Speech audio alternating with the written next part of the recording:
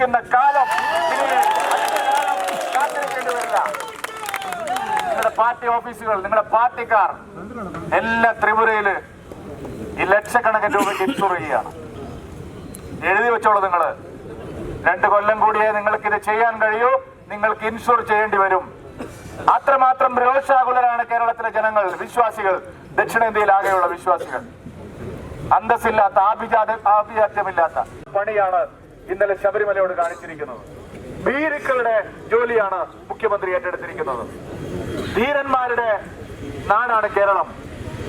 പകൽ നിങ്ങൾ കൊണ്ടുവന്നിരുന്നെങ്കിൽ, നിങ്ങൾക്ക് രാവിലെ മുതൽ ഹരിവരാസനം പാടുന്നത് വരെയുള്ള സമയത്ത് കൊണ്ടുവരാനുള്ള ധൈര്യം ഉണ്ടായിരുന്നെങ്കിൽ കാണാമായിരുന്നു ശബരിമലയിൽ. നിങ്ങൾ ഒന്നും നടപ്പാക്കിയിട്ടില്ല. ഇത് ഏത് പോലീസുകാരന് ചെയ്യാൻ പറ്റുന്ന 4-ാം കിട പരിപാടിയാണ് എന്നുള്ള കാര്യത്തിൽ എന്താണ് സംശയം? നിങ്ങൾക്ക് കേരളത്തിലെ ജനങ്ങൾ നിങ്ങൾക്ക് നൽകാൻ പോകുന്ന മറുപടിയാണ് ഈ തെരുവിൽ നിങ്ങൾ കാണുന്നത്.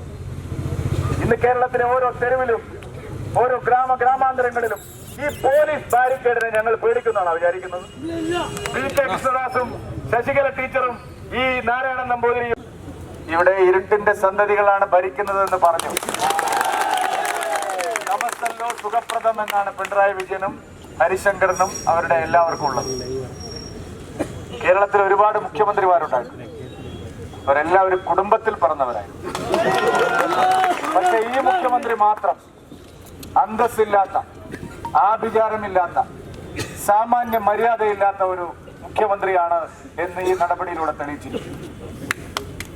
ലോകത്തിൽ ഭീരുക്കൾക്ക് അവാർഡ് കൊടുക്കുമെങ്കിൽ ലോകത്തിലെ ഏറ്റവും വലിയ ഭീരു പിണറായി വിജയനായിരിക്കും എന്നുള്ള കാര്യം.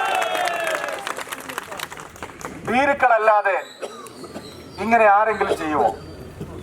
അർദ്ധരാത്രിയിൽ ആംബുലൻസിൽ ശവം കൊണ്ടുപോകുന്നത് പോലെ 2 സ്ത്രീകളെ കിടത്തി ടീച്ചർ പറഞ്ഞതുപോലെ അവരെ വേഷം മാറ്റിച്ച് ശവത്തിന് കാവൽ നിൽക്കുന്നത് പോലെ ഈ ഹരിശങ്കറും സംഘവും സന്നിധാനത്തേക്ക് ആംബുലൻസിൽ കൊണ്ടുപോയി.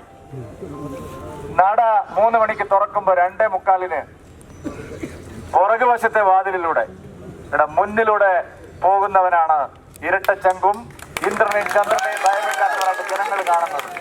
പുറകിലൂടെ പോകുന്നവരെ വിളിക്കേണ്ട പേര് ഞാൻ ഇത്രയധികം ഭക്തന്മാരിവിടെ ഉള്ളത് കൊണ്ട് വിളിക്കുന്നില്ല. അന്തസ്സുണ്ടെങ്കിൽ നിങ്ങൾക്ക് മുന്നിലൂടെ വരാമായിരുന്നില്ല. വീരപ്പൻ ഇതിനേക്കാളും അന്തസ്സുണ്ടായിരുന്നു. വീരപ്പൻ അദ്ദേഹത്തിന്റെ കളവും ചതിയും എല്ലാം ചെയ്തത് സത്യം തുറന്നു പറഞ്ഞുകൊണ്ടാണ്.